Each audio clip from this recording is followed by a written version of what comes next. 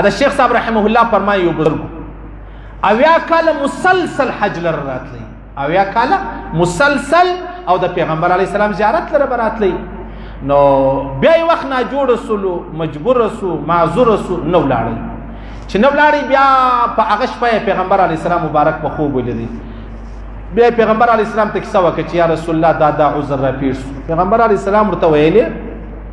ول 80 کاله ته مال راتللې نن زه در راغلم چې ته ولې نه راغلې دا چې سړی په دا خپل کړو کې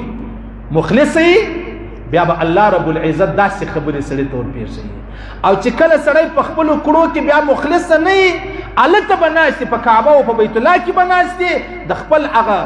منحوس شار کیسې به کوي مړې وخت مدینه شریف سره روان وم مکې شریف لره نو یو سړی زموږ سره په بس کې ولو نو هغه یاره پر دا ټوله لارې دا خبرې و دا اوس روډ دی خلک یې دونه کیسې کوي دا اوس روډونه دي دا اوس لاره ده زموږ موټر وې دونه بالا ده موږ پر موټر وې الظالم الظالم ته نه په خبر چې دا د محمد رسول الله سره تعلق لري یو سړی راتلی مدینه شریف لره هګۍ به خرڅولې اخیر هګۍ به خرڅولې بل ورځ هغه سړي هګۍ پرېښول دا زه نه جنرانه سمه هره ورځ ورستې هګۍ راخیستې بیا پیغمبر علیه السلام مبارک په خوب ولیدی پیغمبر علیه السلام ته دغه هګۍ دې ولې پرېښولې هغه ویل یا رسول الله هر ورځ به ورستې ویلې نو پیغمبر علیه السلام ویل د هغه ځایه به د کلي څخه به دا سړی راغلی و چې زه د نبي علیه السلام شار لره هلته به دا خپله سودا مودا وکړم درود و سلام به م وایم او تا دا سلسله بنده کړله نو زما په خاطر چې در رانیولې وه بده خبره وه هغه ویل یا رسول الله معافي غواړم معافي زما فکر نه و دا هغه سړی و چې ورستې هګۍ خرڅولې د الله رسول یې چې څه وکیل شو نو ته چې بیا د مدینې خبرې شروع کړې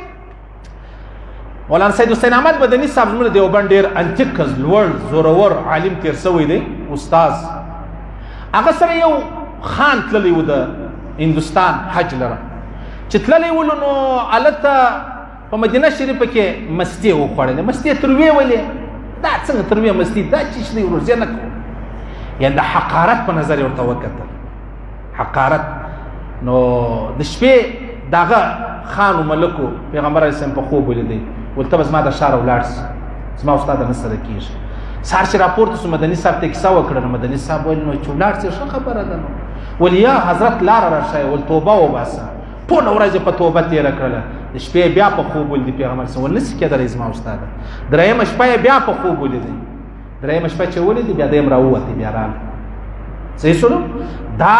نازکې مسلې دي دا ډېرې